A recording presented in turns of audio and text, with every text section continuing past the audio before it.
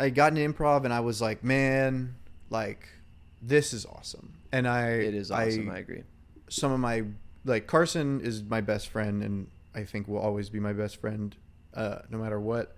But that's how I met some of my like closest friends that I still talk to this day. Like they're all so cool. They all live in different cities now and do different things. But like Missouri State Improv was huge for me, and it definitely like, you know, just like comedy and stuff like that. I felt like I'd found a purpose in life. This is Will Mahler, and you're watching and listening to A Word Before We Leave. And I'm Brett Gaffney. Welcome back, everybody. Let's dive right into the show. We're going to start every episode, as usual, with Word of the Day, brought to you by Merriam-Webster's Dictionary. This is not sponsored, but one day it will be. Today's Word of the Day is sanguine. It is spelled S-A-N-G-U-I-N-E.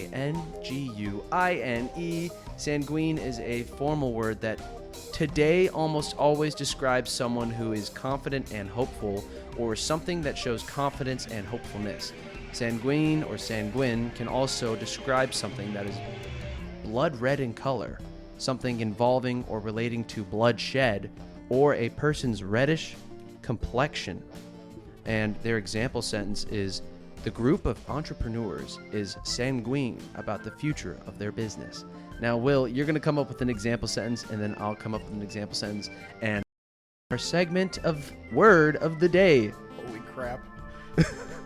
So I put sanguine in a sentence? Yeah. Any sentence I would like? Yeah. Okay. I'm feeling very sanguine to have Brett Gaffney in my apartment on this beautiful Monday. And my example sentence will be, as I was walking through the streets of Hollywood, I witnessed in an alleyway the color of sanguine bloodshed across the street. What? And police tape covering up a murder crime scene. Holy moly. And that's Word of the Day. Now you guys can use the word sanguine in your day-to-day references at all times. Will, welcome to the show. How are you feeling today? I'm feeling good.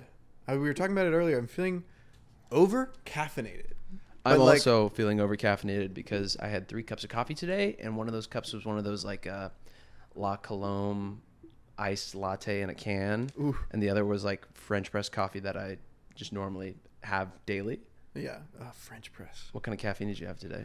I had 2 cups of black coffee, and then I had 1 cup of oolong tea. Is there a lot of caffeine in oolong tea? I don't know much about like caffeine levels when it comes to tea. It's just like strictly coffee. So oolong tea is 50% green tea, 50% black tea, from my understanding. And I'm pretty sure black tea has a lot of caffeine. Black tea has more caffeine than green tea. I do know that. Yes. I also know green tea is good for your gut. Yeah.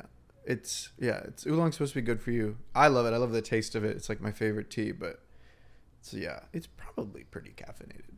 Well, did you have any food with your tea? I had a PB&J. Like just now? Before you got here. So you've had almost exactly the same amount of food and caffeine that I've had today. I had 1 granola bar. Guys, we're not like saying it's good to have no food and only caffeine. Yeah. But you know, like that's what it's like being 25 in LA. Yeah. Sometimes you just gotta you get busy. Mm-hmm. You just gotta juice up, power through it, and then you're like afterwards you're like dizzy and sweaty and you're like holy shit, and then Like, you're what's like I going need on? food of any sort to go into my body. Yeah. Right away. Will, the show is structured in a way that is somewhat past, present, future. And so a lot of the questions I'll be asking you today are going to be exploring what it's like to be who you were compared to who you are and who you want to be.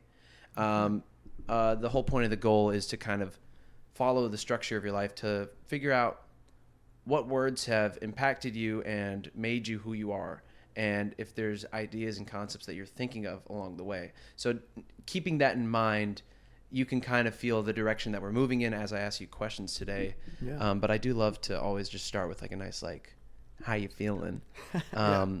So tell me, let's talk a little bit about Missouri and growing up outside of St. Louis just to begin with. Yeah. Tell me, like, what was it like to be a kid in What was the town you lived in?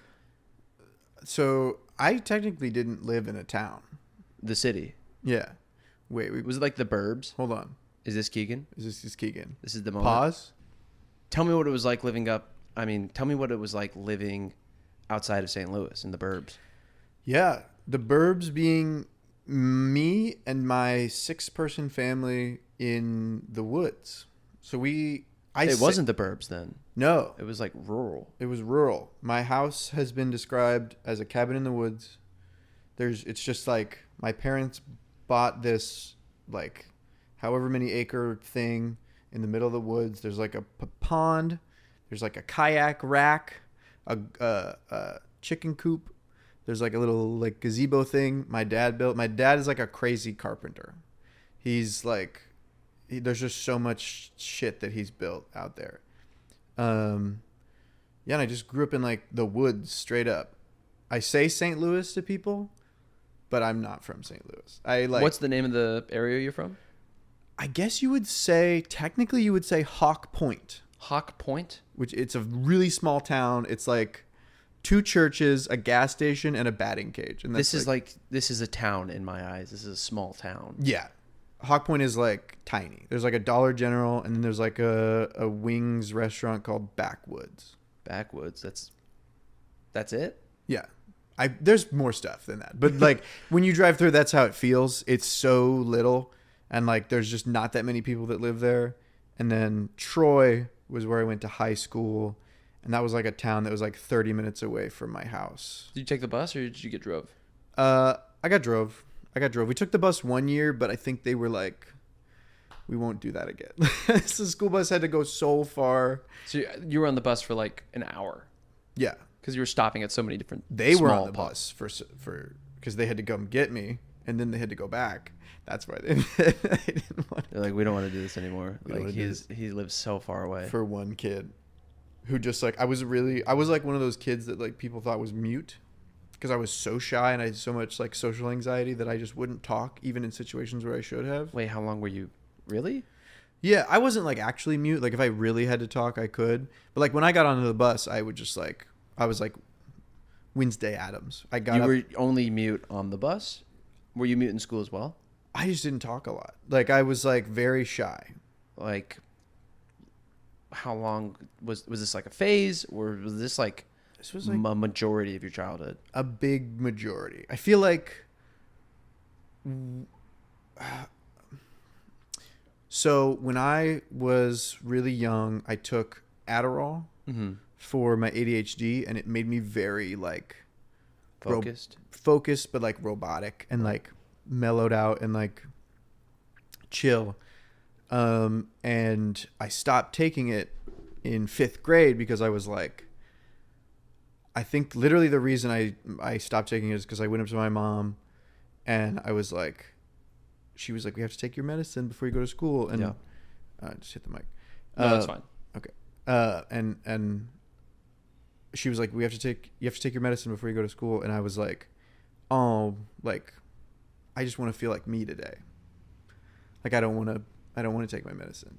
So, and that like broke her heart. And she was like, you know, do you not feel like yourself when you take it? And I was like, no, I feel like a robot. So she just took me off of it. But, you know, we didn't know at the time that if you just stop taking Adderall all at once, you get horribly like chemically depressed, like withdrawal. Yeah, like you get like chemically dependent on the actual medication. Yeah. So I was like a child. So it's like, how do you explain that? Like your child's technically addicted to like medication for their ADHD. Yeah, because Adderall is like intense. It's a super intense drug, and so from like end of 4th grade, 5th grade to like my freshman year of high school, I was just so depressed. Like I was like so just like not there at all. And I just thought that's how I was. Like I thought that was like what my personality was. So I was like super, yeah. Like the reason I said like Wednesday Addams-ish is I was just like, I had bangs. I had blonde bangs.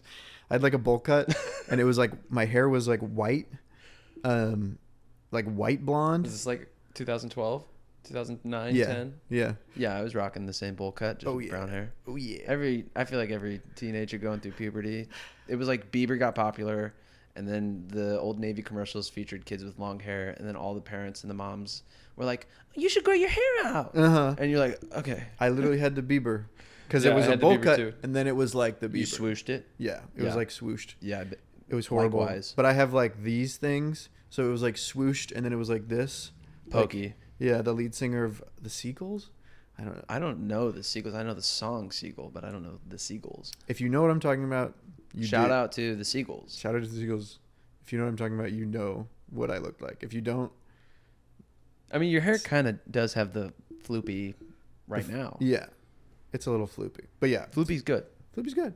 So that sucked, and then yeah, it wasn't until like high school that I was kind of like,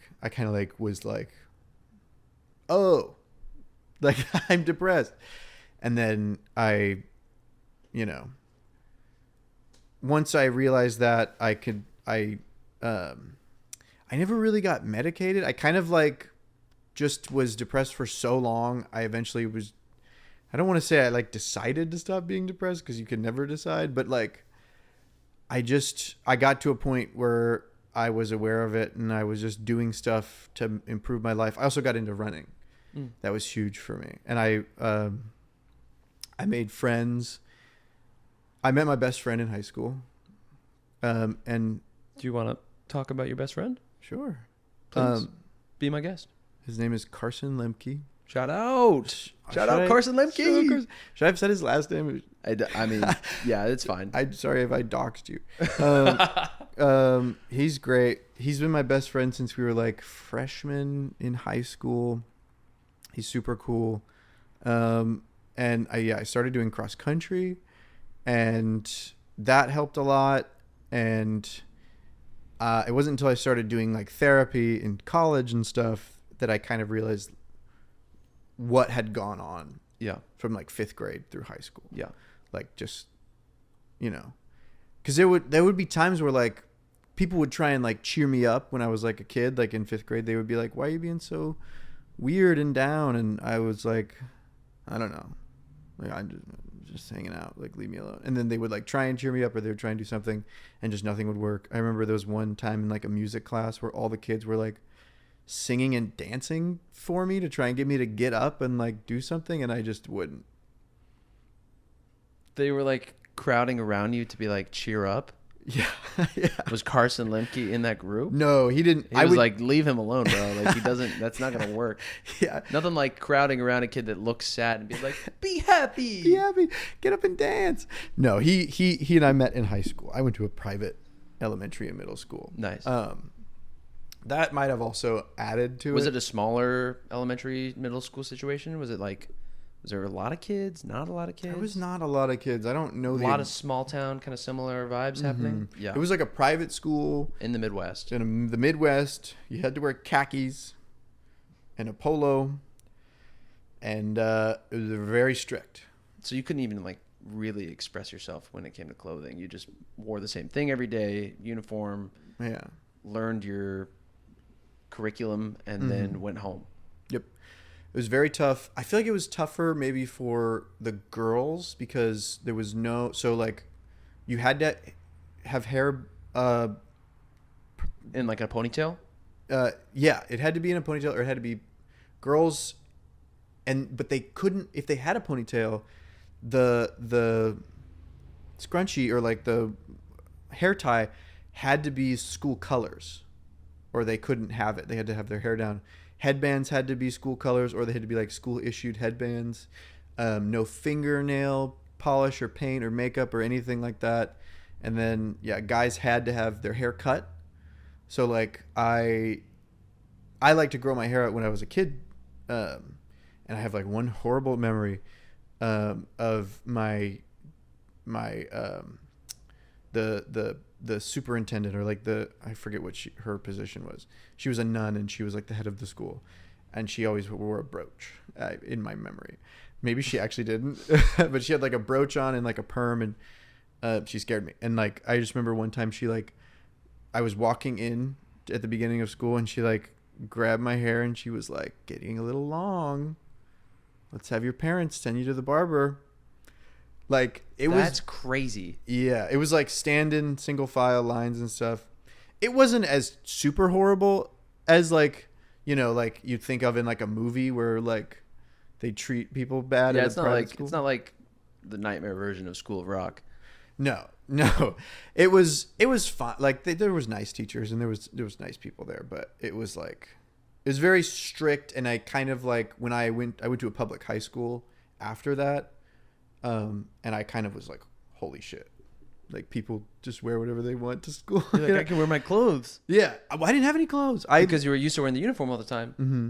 I had the uniform and I had like an Angry Birds T-shirt. And that's it. Yeah. And you're like, I need clothes now. I need You're clothes. like, I want to express myself. I don't know. I still hardly know how to dress myself. When I met you, you did have like kind of a uniform, all like California uniform is like Hawaiian shirt, tall socks, and like fun shorts. Yeah, I feel like you're still kind of repping the same tall socks uniform right now. Shorts, like Hawaiian-esque. This is the funny thing though, is like Mara got me all this stuff except for the socks. Shout out Mara. Mara is Will's girlfriend. Shout out Mara. They met in college. Mm-hmm. Do you want to talk about college at all? Sure, I love college. What happened from high school to college? And you know, you touched a little bit on like being kind of like introverted as a kid. Like, when did the extroverted Will come out? Because the Will that I know is it seems to be very social. Thank you. You're welcome. I've adjusted well. I think like somewhere in high school, I kind of realized like, oh, I can, you know, pursue my passions. I had no like drive for anything. Like I was like, I have no idea what I want to do with my life. I got into theater like my senior year of high school. Dope. Yeah. And I did like, you know, I was like a dude at a high school where the theater arts program was already really like established or lame. Nobody wanted to do it. Lame. Not terribly. Well, here's the weird thing is we had a really good choir, I remember. But like no one cared about this just straight up acting stuff. Show choir? Yes. Our show choir was Keegan just mouthed to me, show choir. Did you do show choir? Nice. But yeah, so the musicals would be great because all the show choir kids would come in and do the musicals. I say great for like high school. This is not Broadway, but yeah, it's so close. It's right there. It's right there. Yeah, we actually all went on to perform on Broadway. No, he's lying. Yeah, I'm lying. But then like the play would come around and everyone would back out. Everyone would be like, I don't want to do that. So, So I did everything. I did like the play and the musical that year. And I was like, I didn't expect. So my brother actually did theater before me. Shout out Jack. Shout out. Shout out. We do so many shout outs. We should change this podcast to a shout out before we leave. A shout out before we leave. That's pretty good actually. But he was like, we're doing Mamma Mia. We need more men. Like we need more guys to fill out the like ensemble and because he was in drama club and I was like, no, because I did track and cross country and he was like, do it, please. And I was like, fine. So I did it, and then they cast me as like a named character. You're like, uh-oh. Yeah, I know. I was like, I thought I was just gonna have to like be in the background. Yeah, be in the background. Luckily it's the one guy in Mamma Mia that they cut out of the movie. I can't remember his name. Is it one of the dads? No, was it like the boyfriend in town or whatever? Kind of. It's Sky, the guy that she marries. Yeah. It's his friend that's not Pepper. Not the one that sings the... He's not singing, just acting. Yeah. He's mainly acting, and his whole thing in the musical is like he's fixing up Donna's boat. Mm-hmm. But like I'm pretty sure like there's an actor who plays him in the movie, but I don't know if he got any of the lines from... He just kind of was like... He's there. Fixing up the boat. Fixing up the boat. I can't remember what his name was. We're in Greece. Yeah, we're in Greece. But no one speaks Greek. Yeah. Or sounds Greek or anything. Is that a Sondheim musical technically? I don't know. I don't know who it is. We have gripes. No Greek.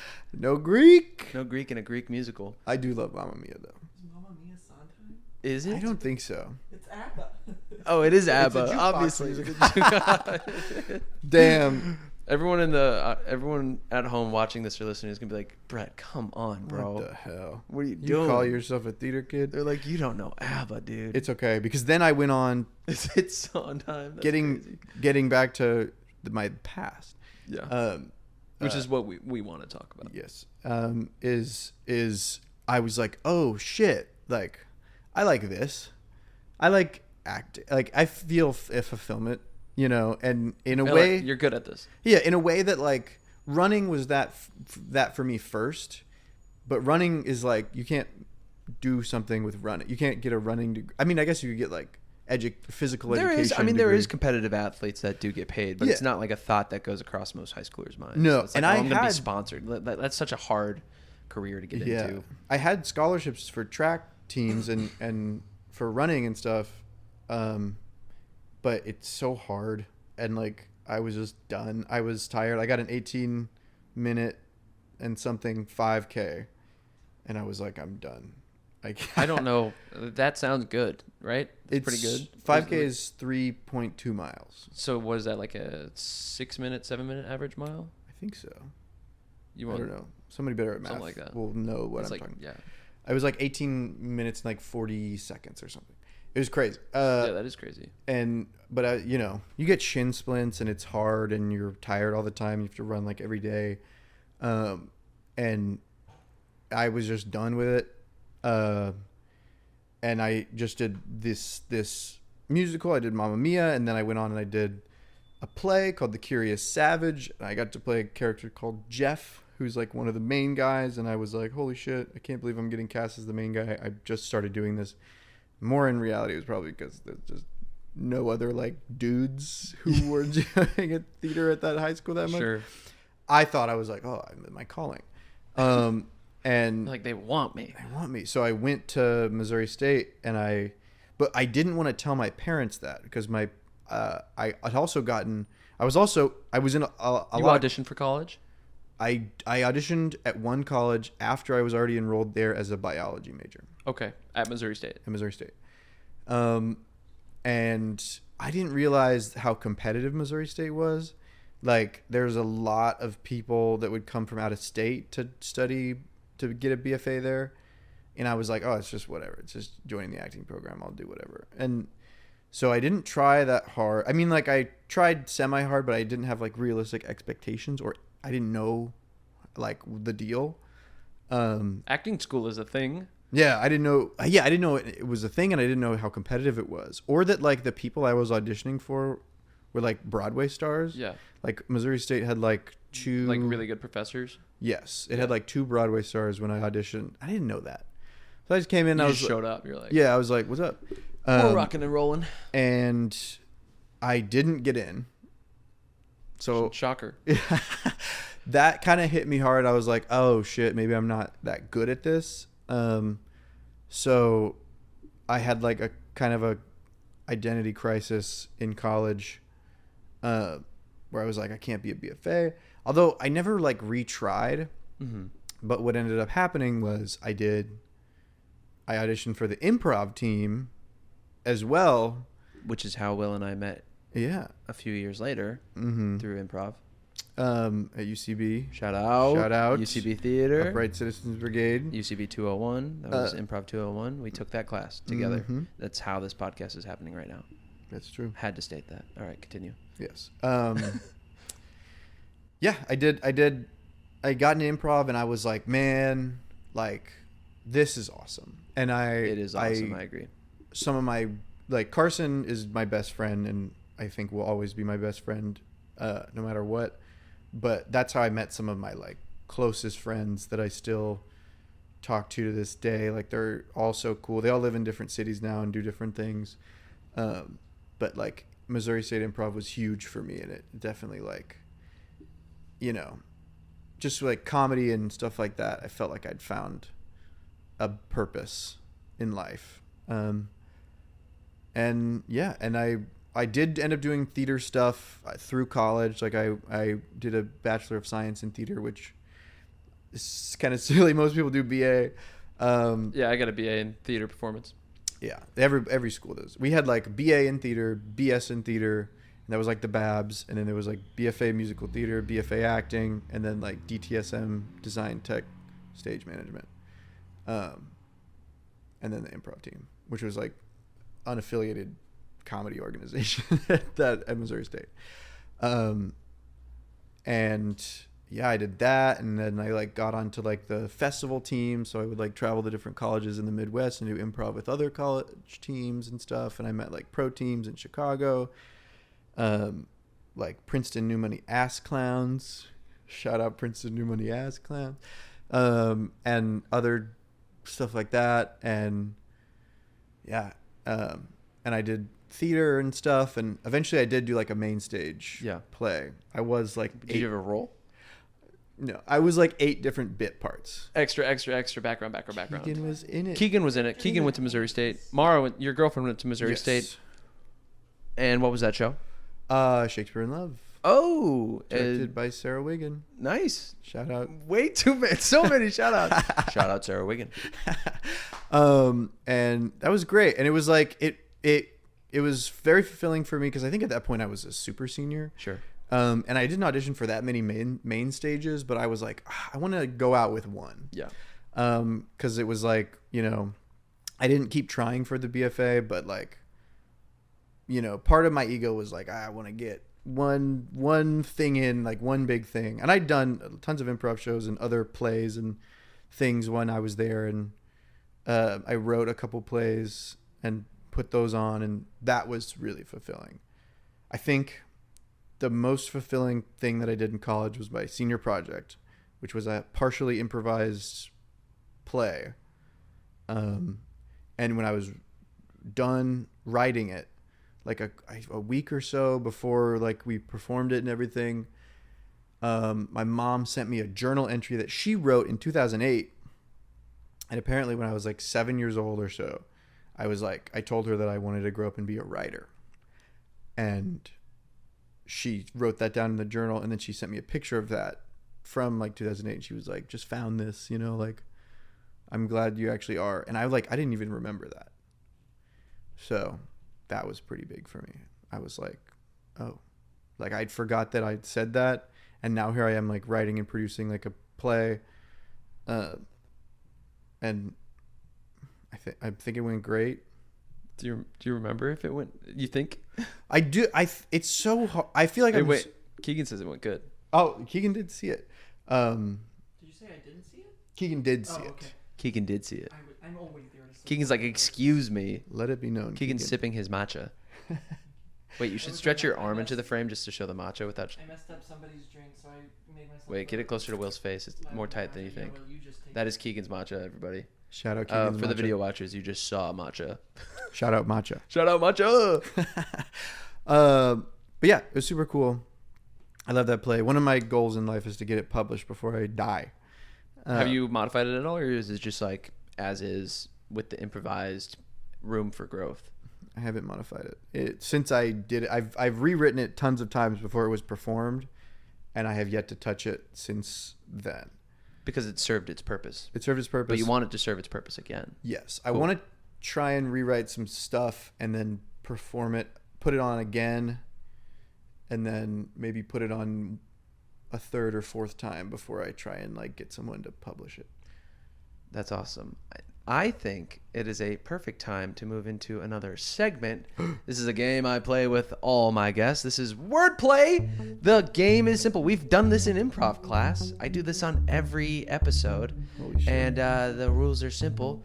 I'm going to count us down from 3, and then we're going to say the first word that comes to our minds. Mm-hmm. Don't repeat yourself. Don't say anything that's in the room, and try to avoid names. And our goal is to get to the same word at the same time. We are going to talk over each other. That's just how it goes. And we try not to discuss what direction we're heading in. Okay. I'll give you a second to think of a word. I got a word. I have a word as well.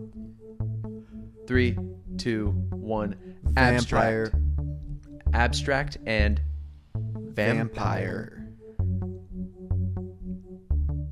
I got a word. Okay, 1, 2. 3, 2, 1. Nosferatu. Nosferatu. Oh my Hey. god. I don't know if I've ever done a wordplay that takes place in 2 rounds. That might have been the fastest wordplay ever. That's on improv. So we should probably do one more just to give the listeners like a little bit of satisfaction. Yeah. Because that was like Too easy. Well, I was originally going to say castle, and then immediately I'm like, wait, no, it's totally Nosferatu. So I switched it to the right one. He's like an abstract vampire. Yeah, he's like an abstract vampire. All right, new word. I got a word. I have one as well. 3, 2, 1. Rhythm. Rail. Rhythm and rail. We are in Whale. sync. Oh, whale? I Whale. thought you said rail. Rhythm and whale. Yes. I got a word. I have one too. 3, 2, 1. Sonar. Call. Sonar and call. Yes. Okay, I got a word. I got one too. 3, 2, 1. Sound. Radio and sound. I totally got a Radio word. sound. Okay. 3, 2, 1. Music. Bang. We are good at this. That was easy. awesome. Boop. It would have been cool if we got it in one again, but alas. So we've explored. We're back in the episode now. It's that fast. In and out. That was Holy wordplay. shit. And we are back. Thank you for joining us again. A word before we leave. We are now in the middle of the show. We are going to talk about Will's present day. Will, your past has explored an introverted childhood, ADHD, taking medication, getting off medication, a spout of depression that went through private schooling in small town Midwest St. Louis, which then leads to high school and finding your first best friend, which then leads to trying out for a school play at a very good choir-driven high school, but not a huge theater school, which then leads to Missouri State, where you meet friends and explore biology, which then somehow turns into you getting a Bachelor of Science in Performing Arts and Theater. And improv gave you purpose. Yes.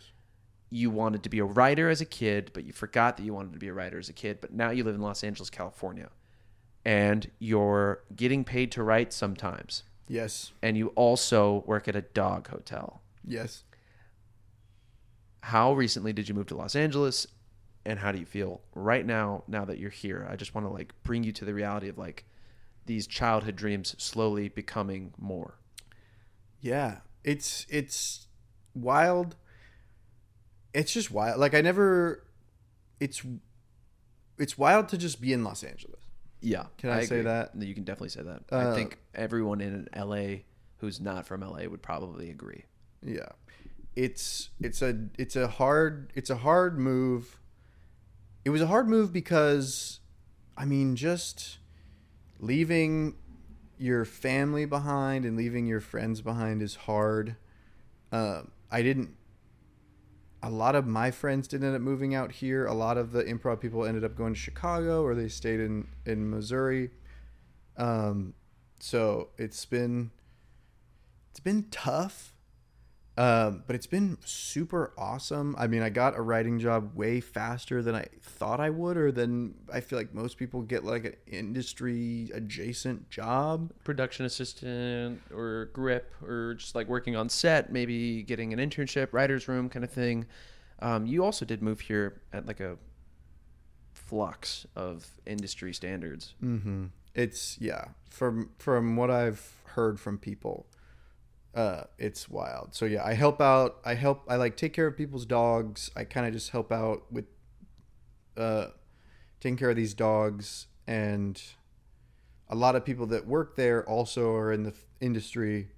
They've got a storyboard artist, a script coordinator, an animal wrangler, like a dog trainer. She specifically trains dogs to be actors. It's pretty cool. That's crazy. I know. That's a job. Shout out A Joy pet training. If you guys need to train a dog for your commercial or skit or movie, we know the person that does it. We got you. Oh yeah. Amanda is her name. This is not a paid advertisement. We're just shouting them out. Just shout out. This is the shout out. This is a shout out. Shout out out before you leave. I shout out before you leave. A Joy Pet Care. I don't know what her handle is, but she's great. if you have a dog that you want to be an actor, hit her up. But it's Back to you. Yeah, yes. It's cool. It's been really cool there working there because like, you know, it's all kind of people who are, you know, I feel like the expectation out here is you break into the industry and you're like a needle through a balloon, and once you're in, the balloon pops and you're in the industry, you know, like, but I feel like it's not that. It's, What do you think it is? I feel like just from what people say, it's like there's no like, there's like maybe a big break, but the big break comes after a bunch of small breaks, you know, maybe. I agree. Yeah. I actually absolutely agree. There was a book that I read by Jenna Fisher in college, and it was The Actor's Survival Guide. And she talks about moving from Missouri to Los Angeles back in the 90s, I think, maybe early 2000s, and trying to make it as an actor in Hollywood. And she was friends with like Sean Gunn, and she was friends with a bunch of other people that were kind of making it adjacently. And she was like, oh, well, like if my friend is making it, I'm so close to making it as well, you know? Yeah. And that in turn has like recreated this weird book that she made. It's not weird. It's just like, she essentially is like, every actor thinks that, you know, it's the one career where your life changes overnight. And it does change overnight. But to get to that day where your life changes overnight is years and years of hustling and grinding and auditioning and getting turned down. And I think the same thing applies for writing. Same thing applies for directing. Really, like in the creative field, it's hard to climb a corporate ladder, so to speak, because there's no structure to it. It's not like the old days where you could just sign a contract and then work for a studio, and then all of a sudden you're getting $20 million a year. It's like, no, that's not the regular Joe that does it. It's a hard industry. It's tough, especially now, like that the internet is like imperative for everything. Like, I think it's a new tool. Yeah. I don't know if it's imperative, but it can be used in a way that maybe speeds the process up. Yeah. Like I feel like a lot of actors nowadays are expected to have an online presence beforehand, you know, like they're expected to like do, I mean, like, what is this? Yeah, you know what I mean? Exactly. Which this is great. This is awesome. Yeah. You know? Thank you. I really like doing this. I would do this with or without any, like I said, I don't need success for this to make me happy. I just like doing this. Which is huge. Cause like, you know, I don't like social media really. So like the idea that I have to have a super active one to get jobs is like a little frustrating. But like, this is great. I feel like this is what a lot of people would want. And it's great that this is something you would do no matter what. But like, imagine somebody who really wants it, but they have no desire to do that. So they're just doing these like artistic endeavors that aren't fulfilling. Do you find yourself doing that? No, but I find myself wrestling with that idea of like having to, the idea of having to create content. Yeah. Content. That's like give to the social media machine. Yeah. Like I have opinions on that. Yeah. It's rough, and it's like ever so disheartening. Do you want to make content? I do. I think like but what's the why behind wanting to make content? Do you want to make content for the sake of making something, or do you want to make content for the possibility that you get hired down the road? That's the thing, is like I would only want to do content if I can, or I hate even saying content. It's a stupid word. Yeah. It's taken all of the content out of the content. I know. It's like, yeah, that's great.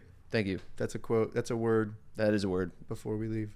Yep. We haven't left yet. We're still here. But like contents of a room, it's like a book, or like a wooden shark. You know, like it's just, these are things in the room. I don't know if they're in frame. But like I would have to be something that like is fulfilling. And I'm sure I've written tons of sketches and things that I've just never gotten around to like recording and stuff. I think the one thing that's really been difficult for this first year in my presence in Los Angeles has been being time poor, because I'm, constantly doing stuff to, pay the bills and, be fulfilled and like, just regular life stuff, and that extra stuff, like, filming a sketch or like, or putting on a play or rewriting an old project, like digging it up, dusting it off and rewriting it, is like, you just don't have the time to do it. And then the second those things feel like maintenance or a chore, it's like this like frustrating feeling of like, oh, like I don't want the things that I want to do feel like I have to do them. And it's that kind of feeling recently that I've been trying to get away from and try and like make that time. Because it's hard, especially with like ADHD. It's really hard to make time and actually use it the way you want to use it. So that's where I'm at. That's where I'm at right now. I just made a short film about time, about thinking about time, kind of like what you were just saying. I think moving to a new city, specifically LA, from the Midwest. How long you been here? What, a few months? 10 months, almost 11 now. So not even a full year yet. Yeah. Like, I think like in that move, you adjust to the speed of which the city moves. I'm also from the Midwest, and I'm from Kansas City, but went to school at Nebraska, so I understand like that midwestern college town with theater school and like other things in between. It's like the speed at which life moves in the Midwest is much slower and much more. I got to give it credit. I think it's slow in an enjoyable way. Mm-hmm. But if that's all it's slow and like methodical, kind of like, it could be kind of like, you gotta get out. Like I gotta get out of here. I gotta like see the world. You know what I mean? Yeah. Like nothing's happening because it's so slow. Yeah. And it's slow because nothing's happening. Yeah. Things are happening always. Yeah. Which is the magic. But when you move to LA, things speed up. Oh yeah. There's a calm urgency that is happening throughout this whole city. Everyone's always on the move. Everyone's driving everywhere. You're spending more time in traffic, more time in your car. You have to work more because it's a bit more expensive, but you want to stay here because of the potential of opportunity coming to you. Mm-hmm. But you want to create opportunity. Yeah. You want to use your time wisely to create opportunity, but also you want to live your life.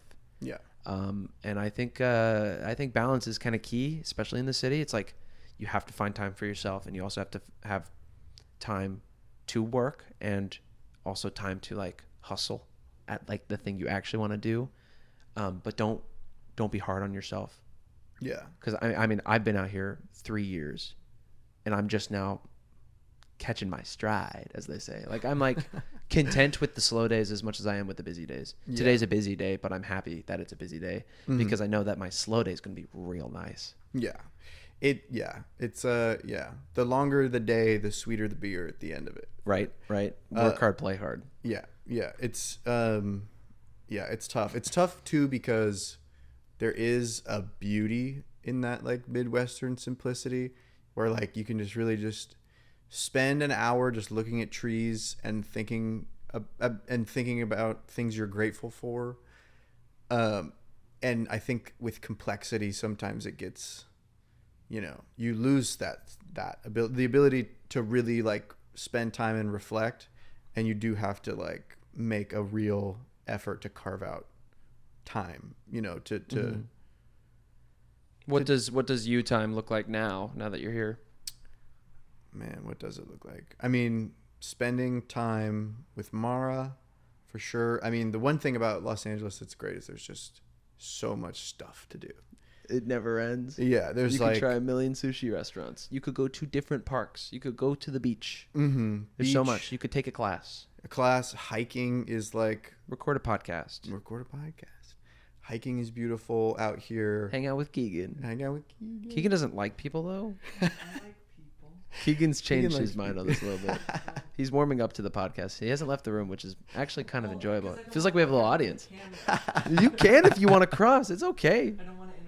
But you might as well just stay, because I mean, we'll be done in like 15 minutes at this point. You're here to stay. Yeah. Continue.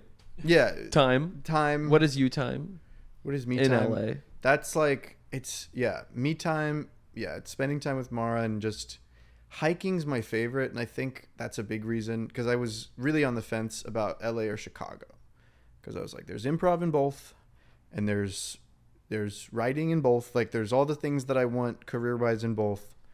And I did like a long like trip, like 1 week sort of vacation thing, like last summer in July, and not this past one, but like the one before.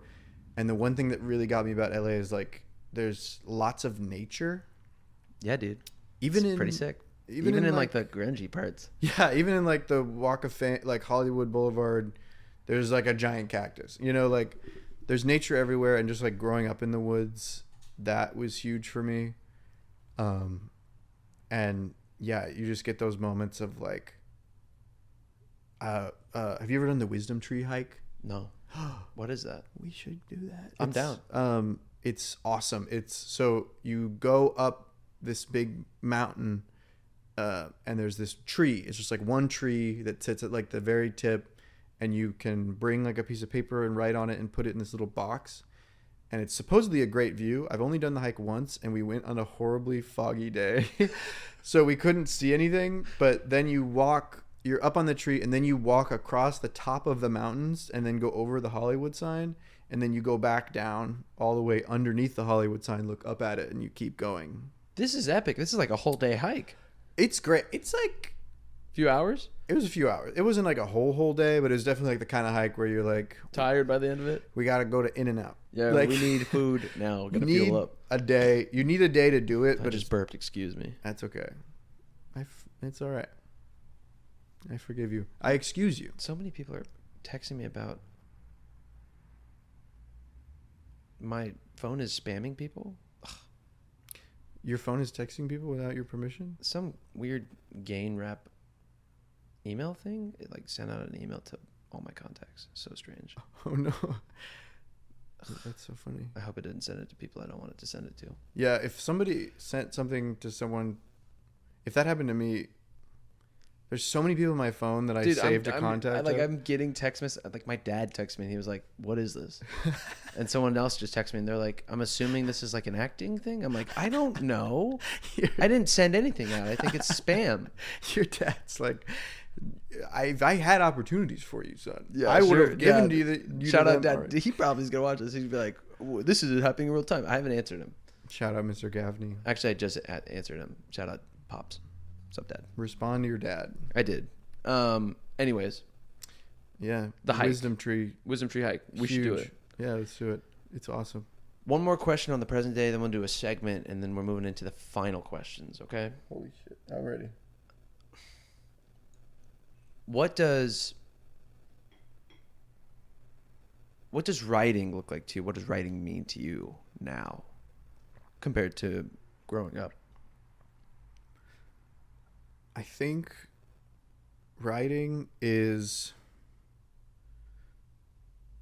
for me right now, it has become work, like how I make part of my income.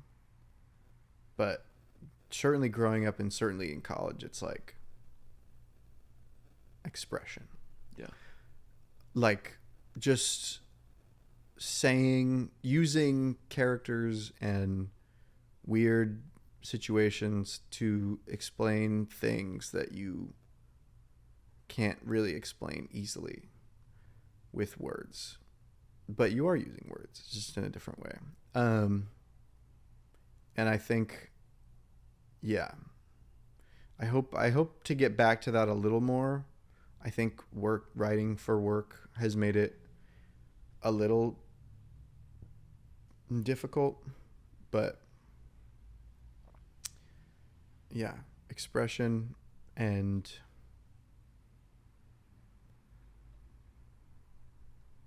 Just expression. depth. Expression and depth. Depth. That was Not just like a dramatic pause. You're like expression and depth. I was searching for the right Word. Oh, A word before a you leave. wordsmith. Shout out to the podcast we're doing right now. Speaking of words, I think this is a perfect time to move into another segment and then the final questions. And then that's the show. Holy crap. Will Mahler. Yes.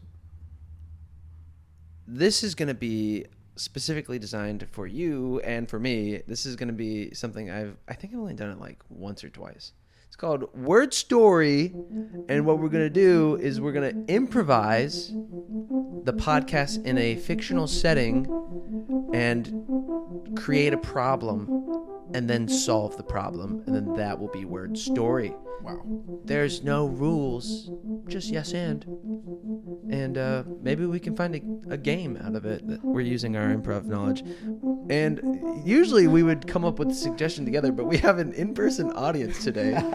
So Keegan, if you wanted to suggest a word for our Word Story, remember this is primarily an audio-based thing, so we'll paint the pic, we'll describe a lot. Feel free to be descriptive. Keegan, one word is all we need. Lion. Our suggestion is lion. Thank you, lion. Thank you, Lion. And we are in it. Remember, okay.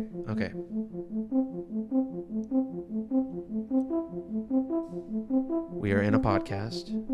We've set up our boom arms and our microphones, and I am sitting on the floor of the Amazon jungle with my good friend Will Mahler. Today, Will, what are you hearing right now in this rainforest? Oh, I'm hearing birds, animals, different creatures, the wind rustling these giant palm leaves. Oh yeah, it's so soothing out here in the Amazon.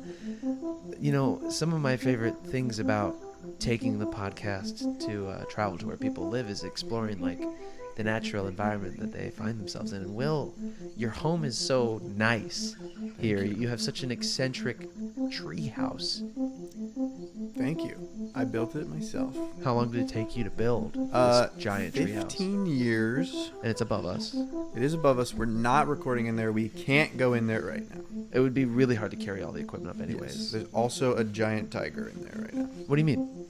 Like you're familiar with a tiger? I am familiar with the tiger. Yeah, there's one in my treehouse. There's a tiger 20... How many feet up is this? 25 feet. That's not actually that high up. No, that's how he got in there. How did he get? Did he climb the tree? Yeah. Did he climb the ladder, or did he He used his claws to get up there? to get up to my road. I narrowly escaped. I don't know if you've noticed. Wait, but explain my to me. leg's missing. You're missing a whole. I have noticed you're missing a leg, but I didn't want to talk about your stump. Yeah. It's bandaged nicely actually with palm leaves and what's that wrapped around? Is that like a rope or a vine? What is that? Yeah, it's a vine. Just On your squeezed it, stump stop leg. the blood Yeah. from coming out, and I do appreciate that you did it. Oh, Do you? yeah, he's looking down. I can see him. He's huge. Yeah, he probably finished the leg. He probably wants some more. He's still hungry. Yeah. But he wouldn't survive that jump if he came down, right? I mean, you know what they say about cats? They have 9 lives. They can survive any fall. They can survive any fall. They always land on their feet. Yeah. So, Oh God. Okay. I feel like one of us is probably gonna die. Oh Yeah. my God. You didn't warn me about danger in the pot. I flew all the way out here. I mean- the nearest airport was in Brazil, and I took a bus and a charter. This is the jungle, baby. This is the jungle, baby. There's big creatures. There's terrible animals. Oh my God, he's climbing. Oh my Should've God, he's climbing expected. down. He's climbing down Yeah, right he's now. coming down. You don't seem concerned at all. I mean, I kind of always thought that this would happen. I'm just glad it's being recorded. So my loved ones. Wait, can he's listen. on the ground. He's right in front of us. He's staring at us right now. What do we do? Make yourself big, like for brown bears. Get really big and yell. I'm expanding my arms above my head. I'm expanding my arms more than Mr. Fantastic stretched in. Oh my God, it's grotesque. You look horrible. Ah! Oh! He's leaving. He's going away. You scared him away. Now get stretched back. You look disgusting. Back to normal. How did you do that? That was fantastic. Say that again. What? It's fantastic. And that is Word Story. We are back in Will Mahler's apartment. For those watching, you witnessed art, and for those listening, thank you for letting us take you on that journey. That was something. That was beautiful. I'm gonna need to find like a stretching sound effect. Where it's like, yeah, I really like that happened. That was my favorite part. The best part about improv is none of that was planned. Will, we are moving into the final questions, and then that's the show. With these, I like to tell people, if you're not comfortable answering anything, you can say, I don't want to answer, or you can pass, and I'll give you a new question. A lot of these final questions are questions I ask all of my guests. And I think they happen to speak pretty universal truths. Mm-hmm. Will, if you could give a word of advice to 8-year-old you, what would you say to him? If you decide to stop taking Adderall, wean off. I would say to not get embarrassed about drawing and doing artsy stuff, like, and to really like embrace that side of yourself, and to like to lean into that, and just to like try and be more comfortable with yourself. Mm-hmm. And if you could ask a word of advice from your 80-year-old self, what would you ask and what would you hope he'd say? Oh, man. I would ask him... I feel like I would just ask him if it ends up all right. Like if I do all the things that I thought I was going to do... and I hope he would say that I did, and that, you know, I'd been to every country in the world, and he has one last one checked off before he's, you know, old man Will's got one last trip in him, and that he's on his way to go do it with hopefully old lady Mara.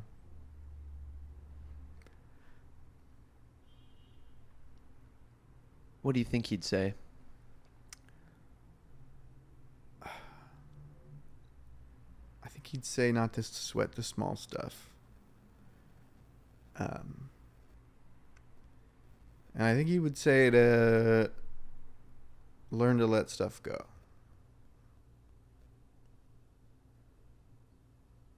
Yeah. What would you say to the person that maybe feels like all of this is pointless? Someone that wakes up and they're like, you know what? Like, I've been trying, and it's still not working. I haven't figured it out yet, and I don't know what to do. And I just feel like maybe this is all not worth it. What would you say to that person if they told you that?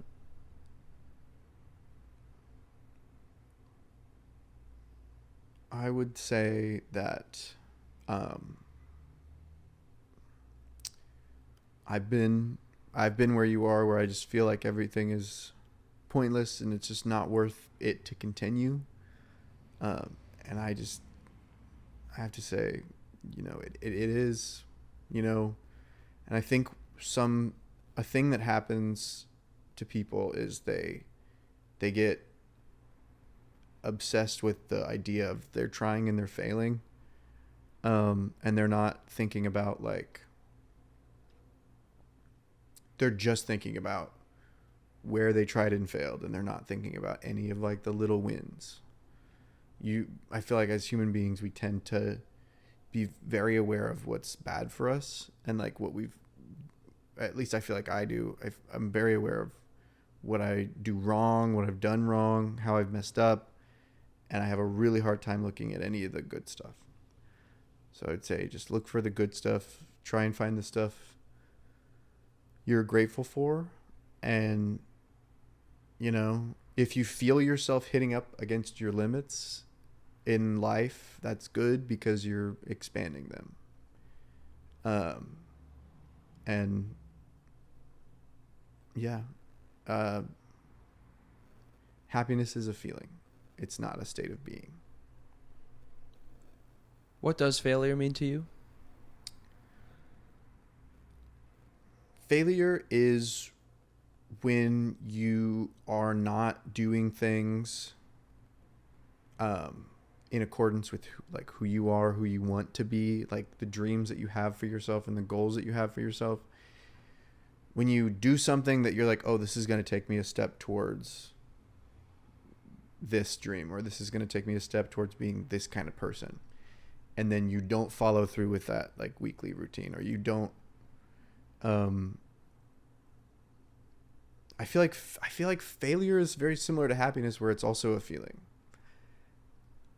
Like we have this idea of like there's people that have won and there's people that have failed, but I do feel like failure is a feeling, and it also comes and goes.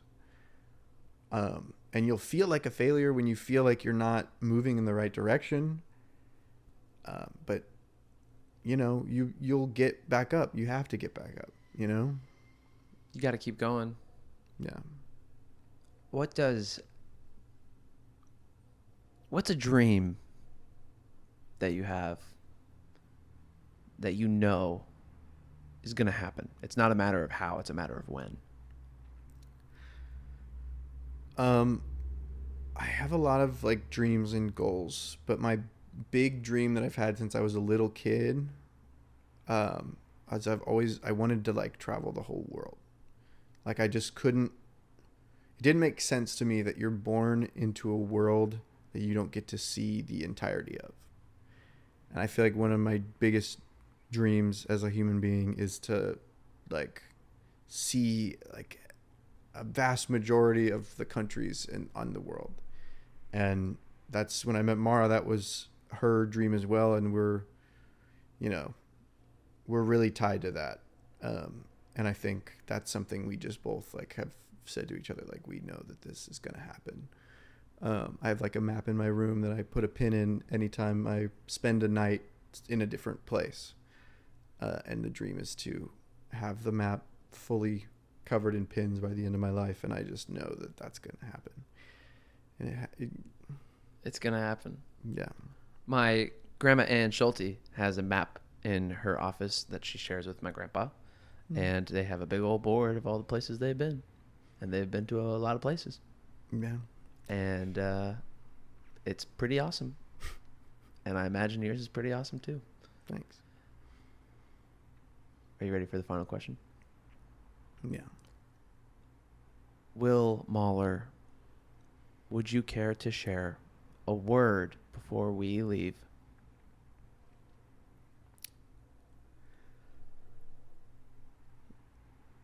Be a light. This is something that my mom would tell me a lot growing up. Like, as human beings, we have like a choice. I feel like a lot of times to be like a light and to put people out. And I think if more people chose to be a light and tried to like spread their light to other people, just like general joy and freedom and stuff like that, you know, we would live in a better world. So my word before we leave is to be a light. Be a light. Spread positivity, spread joy, and be a light. This has been Brett Gaffney and Will Mahler. And you just watched or listened to a word before we leave. I'm going to say a few quick thank yous, and then that is the episode. Thank you to Rick Galloway for inspiring the creation of the podcast. Thank you to Will Mahler. To Keegan, what's your last name? Adkins. To Adkins? To to Keegan Adkins for joining us on this episode and giving us a lovely suggestion. I would like to say thank you that's been a part of the show, whether you've been interviewed or you've listened or you've messaged me or you've bought a sticker. The stickers are for sale if you want one, or if you've subscribed or rated us on Spotify or iTunes. I just want to say thank you for joining us on this process and journey. The magic of the show is that we are learning how to understand ourselves by understanding perspectives outside of ourselves. We listen to other people's life stories and words because that helps us have a better understanding of our inner world and the world around us. Thank you so much for joining us. This has been A Word Before We Leave. And all I have to do is close a door. So I'm going to open that door and close it. Unless you would like to. Oh, Please. may I? Yes. Be the door closer? And you slam it shut. That's the episode. Yay!